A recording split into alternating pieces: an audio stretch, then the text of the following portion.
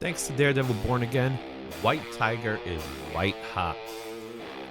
Hughes Tinkerbell is still flying high, proving that magic and great cover art sells. But seriously, what the hell is going on with All-New Venom? This book is making some wild moves, and we need to talk about it. All this and Spawn 2.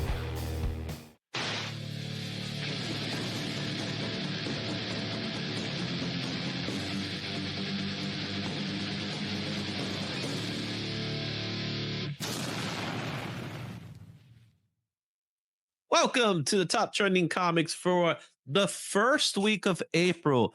As of this recording, it is definitely March 31st. However, we're going to be doing this for the first week of April because this week is the first week of April.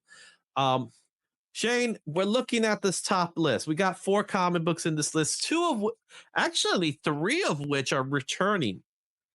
There's one new one there. So what we see here, what do you think? The only one, well, besides we talked about the Spawn beforehand, but the only other one I know about, I remember the Invincible is the 1 in 25, the Adam Hughes down there. Well, the Adam Hughes was in last week's list. I don't know if you remember, it was there. So it's still hot. We got 2 weeks in a row. The Daredevil one was on the list last week as well. The new one here, obviously, is the Spawn, and for good reasons why it's on the list this week and it wasn't on the list last week, because it didn't exist last week. Let's take a look at our honorable mentions, starting with, we got 2, and it's the Lucky Devils third printing 1 in 25 black and white Jenny Frison cover. This cover is currently going for $100. Would you believe that? $100 for that? There's just something about her art in black and white. It looks amazing. But it's color. It's a color image. 'Cause I can't see her doing the black and whites. I feel like they just took the colors and turned it into black and white Oh, maybe. because it's grayscaled. So I can't assume she did the grays. But then again, that's a question to ask her maybe when we get to Heroes Con. It is nice. I really do like it. I like the snake, the serpent, and the apple. Obviously, is taking references from Adam and Eve from the Bible. It's really really well done. But then again, it's Jenny Frison. Why wouldn't it be well done? You know what I mean? Yeah. Mm-hmm. The other book on our list is Batman Hush. This is issue 158 of Batman. This Hush issue 2. But the one we're really looking at is the Giant Size Special. The Giant Size Special is an 11 by 17 format of the book, which is actually the format of a standard page. So a piece of art page, when an artist is doing pencils and inks in the traditional format, they're using Bristol boards that are 11 by 17. So what they decided to do is they decided to release a giant size special. It's also a foil, by the way, of Batman Hush, and it made it to the other list, and it didn't make it to this list, but it is an honorable mention. The book is going for about $21 last I checked. It's a great book to have, but to store it will be a pain in the butt. Yeah, and on top of that, I checked all the stores around me and online retailers, like in my area, which is in Canada, near Niagara Falls, and I could only find the foil, not the regular. And then obviously to ship it, you can't roll it up; like it's got to lay flat. So that's a huge box. So I'll be looking at one at the con when it comes through, and at the end of May. Yeah, Really it's a hard one. It's definitely a hard one to do because of that size. I cannot imagine they made so many copies. Yeah, they are doing them, I believe. What happened with this one was in the solicits, it was kind of at the bottom. Marvel sometimes does that. So a lot of retailers missed it, but they're doing that size for all of the issues, however many this Hush is. It's probably 12. Yeah. And so the other ones are orderable still. So I already put my order in for the second one, 159. Interesting. I would have just done it for the first one. I don't think it's that's a weird type of gimmick. You know what I mean for the price tag, because the actual price tag is what 11.99 American. Yeah, I think it's. I want to say maybe even higher. It could be 14.95 US. I know it's about 21 or $24 here Canadian, Mhm. like cover price. Yeah. Well, we'll see. Yeah. Besides, well, those are our honorable mentions for this week. Honorable mentions: 125 Jenny Prince's Lucky Devils, number one. That's the third printing, and Batman Hush, the giant size special. Let's go ahead and talk about some comic books in our list. And starting with Green Lantern 21. This is the 1 in 25 Mark Spears variant. This book just came out from DC Comics. Last recorded sale was $42 at a near mint. Fair market value of this book is at $44. There are no slabs at the moment because the book came out this week. It's number 10 on Key Collector, number 9 on CBSI, number 5 in cover price. The sales volumes of this book is at 21%. The hype level is a medium. Mark Spears is at it again. But I'm going to say this with, knowing that some people are going to be upset with me if I say this. I'm not too fond of this cover. There, Yeah, I said I was just wondering if are we going to have a week where Mark Spears is not mentioned or on a list this year? I don't know if we will or not. It's like they said, you're right. It's like they said, oh, we don't have Mark Spears. We got to get a Mark Spears book. Oh, just take that one. Take that one. You know?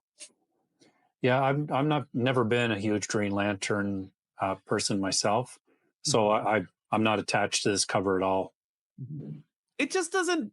It doesn't have that same feeling that I get when I see the other covers.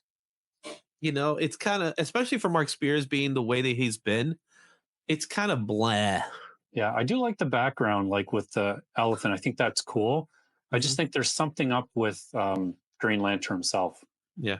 Well, I didn't even notice the elephant until you mentioned it. Let's take a look at number 9 on our list. And number 9 is a book that, because of chairs, people started talking about it. And that is a New Avengers 33. This book came out in 2015 from Marvel Comics. Last recorded sale of this book was $11 at a very fine. Fair market value of this book is $21 near mint, $45 in the 9.6. On the trending list, it's number 5 on Key Collector and number 10 in cover price. The sales volume of this book is 30%. The hype level is medium. So, Shane, last week, actually, it was on Wednesday of last week, we had a special Marvel announcement. Did you hear about that? I heard briefly about all the people they announced in the movies, and I kind of know what this book is about. Exactly. So, for those of you who don't know, or you were living under a rock, it was Chair Watch last Wednesday. And what was Chair Watch?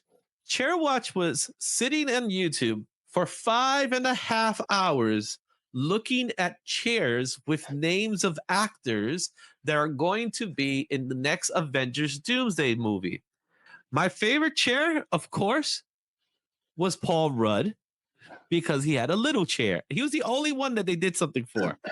And I'm not going to lie, I did pop the moment I saw some returning X-Men characters. Patrick Stewart, Ian McKellen, Rebecca Romijn, Alan Cumming was a surprise. Kelsey Grammer, James Marsden. There was, however, a few omissions from that list, like Famke Jenkins. Where was Holly Berry's name in this whole list? You know what I'm saying? It's like that was awkward to me. But talk to me about this book and why this book is so important. So the big rumor / spoiler is that at the beginning of this new movie, or one of them, there's going to be an incursion, and this is the book that has the first incursion in it. And it's rumored that Magneto, Professor X, probably a lot of those characters that you mentioned are going to be part of this universe, and that Doom is supposedly the one that caused the incursion because he's trying to protect somebody. So there's a lot of speculation obviously going on, but again, it's so early that could change 20 times before they get to it. Exactly. And they're shooting right now. So as of right now, they're shooting in London, I believe. That's where they're in Europe. I know that much. And I think it's in London that they're making they're shooting the movie. So right now, as we speak, they're recording for the next Avengers movies. That's pretty cool.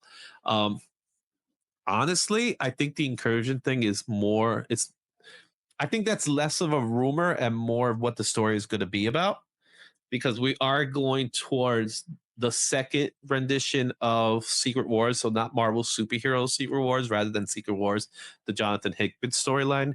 And this is the one that kind of started that story. As you can see in the top in the banner, it says in 1 month time runs out Secret Wars.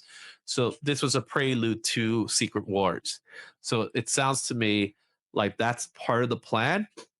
What I am interested in seeing is what does these X-Men characters have to do with this incursion? Obviously, it's going to be from a Fox universe, but will we see the death of these X-Men? And Oh what yeah, that means, we're going to see Patrick Stewart die yet again. again. Yeah, I think personally, my thought is just they want to have some big names. They want to get it out there, but the plan is that they're going to go to this other world. There's going to be an incursion on it to let us know the stakes, Hmm. and all those characters are going to fight bravely, but not going to make it. Hmm. Yeah, there'll be some deaths for sure. Okay. Number 8. Let's go into that one. And that is Batman 609. This book came out in 2002 for DC Comics. Last recorded sale of this book was $58 near mint. Fair market value is $53 near mint. $145.98. It is number 6 on CBSI. It has a sales volume of 37%. Type level is medium, but this one's here because this is the first appearance of Hush, in which, as we mentioned earlier, we have Hush 2 currently started right now, the Batman story in Batman 158. What's your take on the first issue of Hush? I'm sure you read it already. Yeah, I actually have my DC Compact version out to reread it again as I'm waiting for these Hush 2 issues to come out. And, it's good. I love this issue. I think for whatever reason, I don't know why I did this, but I have at least 2 or 3 copies of each of these original Hush issues as they go along. So it's good news for me. Yeah, it's a fun story. Like I mentioned before, I really did enjoy the first Hush series because of what Jeff Loeb and Jim Lee was doing in that storyline. I know there are some complaints about this story not being as good, but then again, most sequels aren't as good as the original anyway. But other complaints are should why are we utilizing Jim Lee's time if he's supposed to be the president of DC? Why are we utilizing his time to do pencils? Because he wants to do it. Yeah. You get what I'm saying? And he's doing it on his time, not on company's time. So it's kind of like it's a secondary job. Yeah. And So I get that people have concerns or complaints, but realistically, you got to look at it. You've had the full run of the original Hush. There's only been pitch. one issue. You kind of got to let it build up. I agree. But I enjoy Hush. I enjoy seeing Jim Lee's pencils. Oh, yeah. More importantly, I think what we are truly seeing is more like Jim Lee's layouts. I think Scott Williams is doing the heavy lifting. And that's my opinion. You get what I'm saying? Mhm. Yeah. All right, let's go to number 7. The book that was in the list last week has returned, and that's Spectacular Spider-Man 15. This came out in 2004 from Marvel Comics. $11 near mint was the last recorded sale. Fair market value of this book is $3 at a fine and $32 at a 7.5. It is number 3 on Key Collector, number 8 on CBSI. Sales volume of this book is 36%. Hype level is medium. This book was in our list last week. It's on the list this week, so it's here for a second week. Shane, I don't get why people are gravitating towards this book because this is a dollar bin book. Just look at that. $32 for a 7.5. $3 fair market value. It features a character who is it's a rumor, but it's a stupid rumor because it's not even it's a self-made rumor. that people have done because they say that the villain of Spider-Man 4 is going to be a female. So everybody's saying, well, maybe it's this character. Yeah, I mean, it's speculation, right? There's a lot going on right now. I'm going to have to look at this book and see what this character looks like. Exactly. It's Spider Queen, that's her name. That's Yeah. the name of the character. It's a throwaway character, guys. Don't overspend. $11 is way too much for this book. It's a dollar bin book, and it'll stay a dollar bin book. And we're not going to have any answers till much later anyway. So why wait? You know what I mean? All right. Let's move on to number 6, and that is White Tiger #1. This book came out in 2007 from Marvel Comics. $40 near mint was the last recorded value. The fair market value is $32 near mint, $227 and 9.8. It is number 3 on CBSI. Sales volume is 31%. The hype level is high. We're still getting White Tiger comic books even after Daredevil. So, what's your thoughts on the last 2 episodes of Daredevil that we saw on Wednesday? Well, Tuesday, right? Yeah, so I haven't watched those 2 yet. I'm probably going to watch them tomorrow. So I'm behind by the 2, and then I'll catch up. Mm-hmm. So I have no idea. No spoilers. None taken. So, but here's what I will tell you about the 2 episodes. They're separate episodes. They're not a part 1 of 2. They're 2 separate episodes. The first episode, the synopsis is that Daredevil's in a heist. But the second episode, I think that's the one that's a little more beefier. That's where we finally get Muse, and we get to the story of Muse and some information about Muse. More importantly, that's the episode that makes this book a want. You know what I mean? Okay, great. I'm looking forward to seeing it.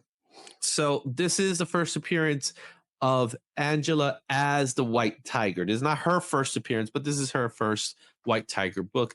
That's why people are grabbing it. And there's speculation about is she going to become the next White Tiger? Only time will tell. I don't think they're going to go that route. But then again, Marvel has been doing this a lot in their series where they're showing us teenage characters that are to come. So they're creating some kind of Young Avengers or the Champions or something like that. That's what I think they're building towards. And I think that's going to end up being more of a TV series. This may be one of those characters there as well. Before we get to number 5, I'm going to let everybody know we have a spoiler watch for this one. This is not a spoiler watch. This is a spoiler. Number 5 is a book that has been pre-ordered already. And it is a book that it officially has not come out, but will be out as of this Wednesday. But there are pre-orders out already because shops have been receiving them and they've been selling them. And for those of you who don't want to know the spoilers, I say come back in about 5 minutes or whatever. This is the first time I tell people you could turn away for a little bit because number 5 is All-New Venom #5, the 1 per store Clayton Crane Suspect Surprise variant. This book is scheduled to come out in 2025 this week on Marvel Comics. Last recorded sales already $25 for this book, and the fair market value of this book is $77 near mint. This actually came in cover price today at number 2. It already has a sales volume of 41% and a hype level of medium.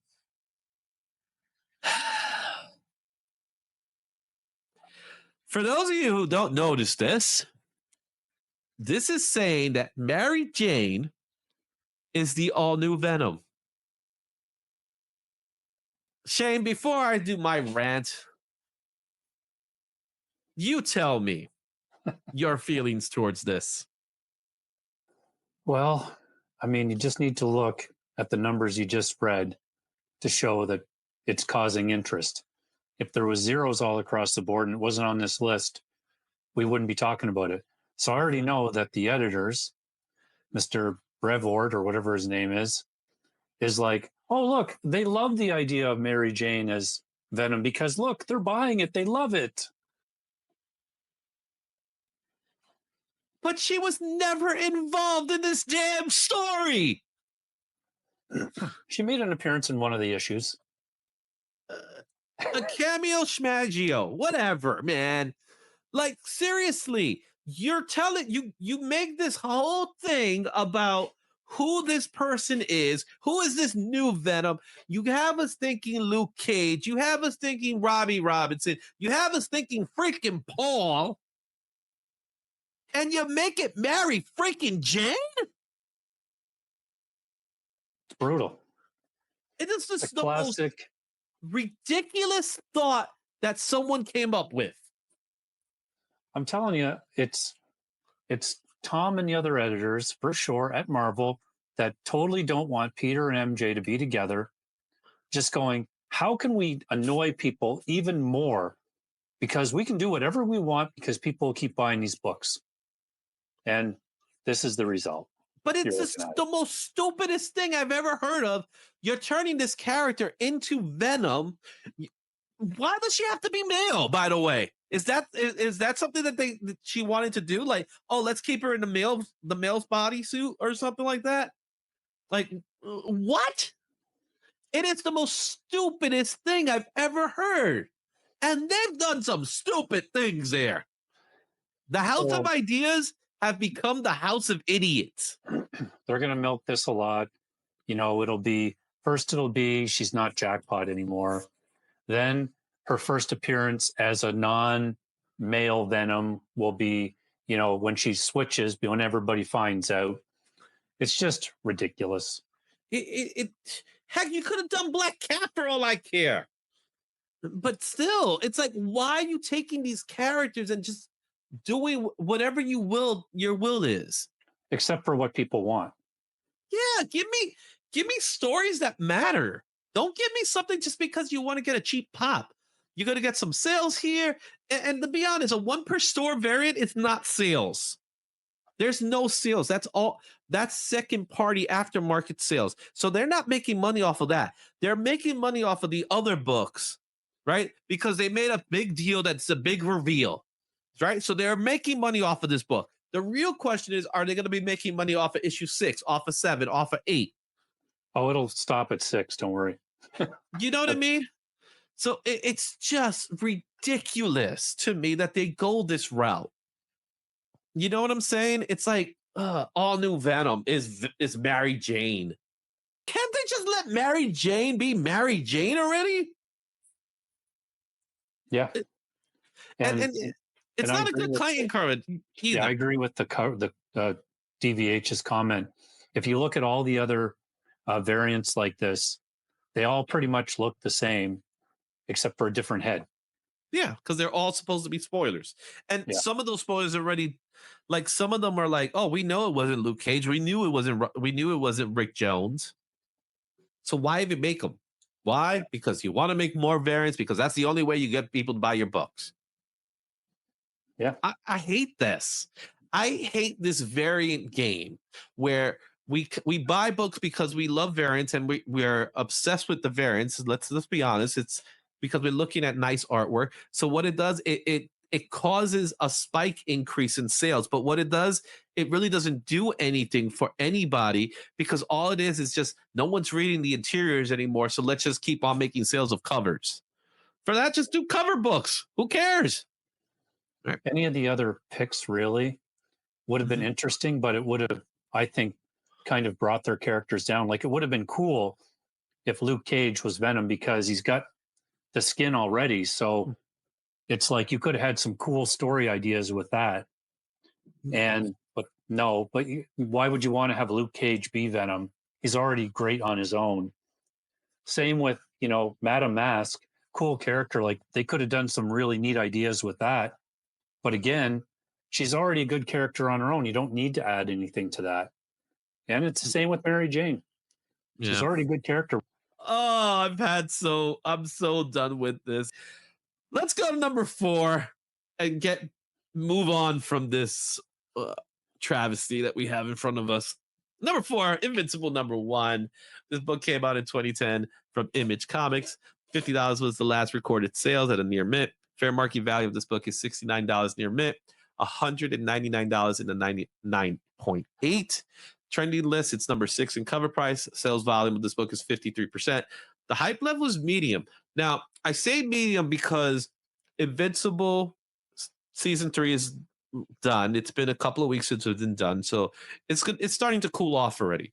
People are still grabbing Invincible books, and it's something that you don't really get to see that often. A lot of people pick up before the hype. They're actually picking up because they expect things in the future.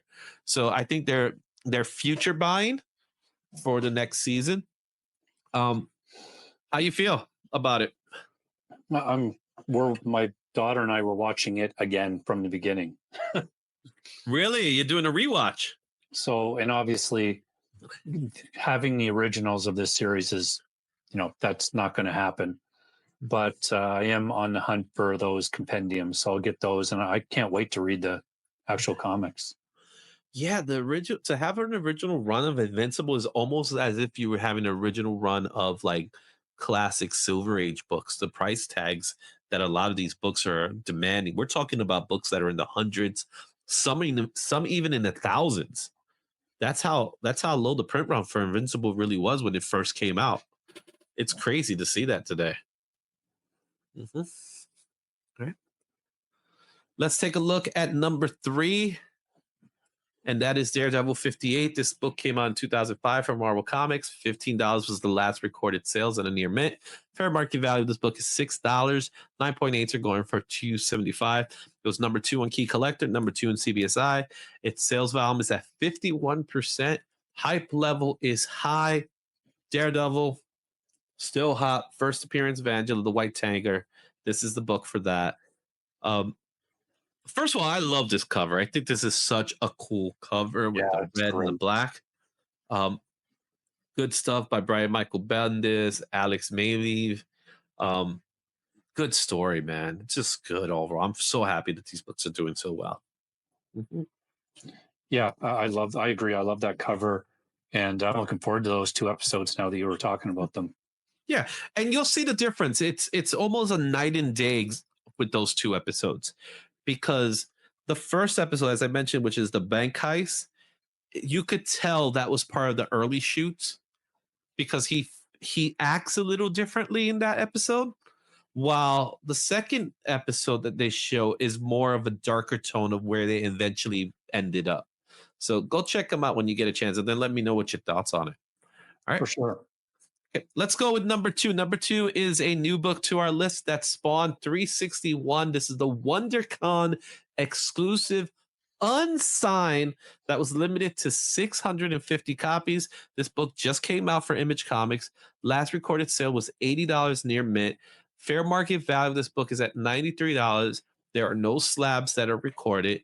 It was number 1 in cover price, and the sales volume of this book is at 66%. Hype level is a high. Todd McFarlane, or McFarlane, as you guys like to hear me say it, did it again. He threw a book out in WonderCon, and everybody went crazy for it. Yep. Well, hey, when you go to Heroes Con, if he's there, or there's a McFarlane book, you know what you got to do. Wait in line. That's New York Comic Con, and I'm worried. I just want a signature. I don't care about the books. I want a signature. I need 1 signature. Oh, you're going to be there a long time. I got a little sway. I don't have to wait that long. I got a little sway. It's some time. You know what I'm saying? This is a great cover. Brett Booth did it again. Something about his covers lately have been so cool. And you got to give props to the colorist, because the colorist is making it even pop even more. Yeah, and the perspective as well, like with the chains coming into the foreground, looks great. Mm-hmm. It's also a wraparound, so this is a full page. Mm-hmm. So there you have it, Spawn 361, and our number 1 book of the week, The Last Boy #1, the 1 in 25 Adam Hughes variant. This came out from Boom Studios. Last recorded sale of this book is $123. The fair market value is $129. No slabs. Number 9 on Key Collector. Number 1 on CBSI. Number 4 in cover price. Sales volume of this book is 51%. The hype is high. People want this book. And they are buying. And they're spending money. Think about that. If the sales volume is at 51% for a book that is $123, that's insane. Yeah, it's a lot of money. And yeah, it's a great cover. I love it. It doesn't have a trade dress on it, so it kind of will, stand the test of time that way, because it won't be really associated to any series. It'll just be based on the cover. And we're all suckers for Adam Hughes. We all love his art. But not only is the Adam Hughes part that stands out, because obviously this is selling because of Adam Hughes, it's Tinkerbell. Tinkerbell sells. So you're going to have those non-comic book people hear about a Tinkerbell comic book. Not that this book is a Tinkerbell comic book, but she's in the book, and the cover itself features Tinkerbell in, she's quite a busty Tinkerbell.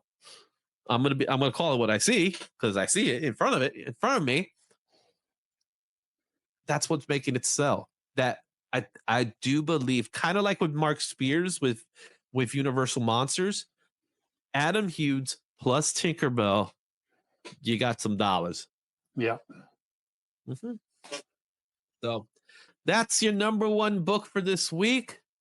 The Last Boy, number 1, the Adam Hughes, 1 in 25. You got $125 to spend. This could be a good book. All right. What's your thoughts on this list? Tell me what you think about the ranking system. Which books do you have? Make sure you share your thoughts in the comments, and stay tuned for next week's list. We might have some repeats next week. I think that Spawn might return. Do you think that Venom's going to return?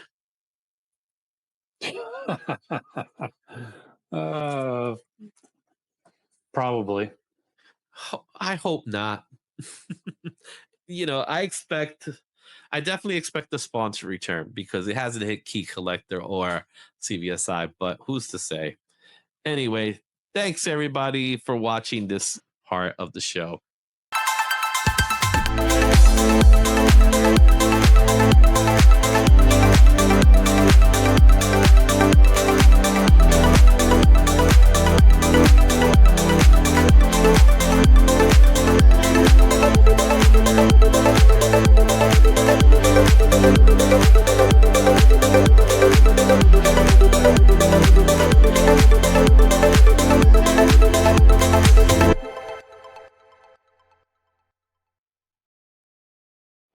Thanks for watching.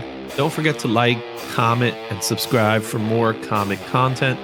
Check out these other videos for even more insight, and I'll see you at the next one. Excelsior.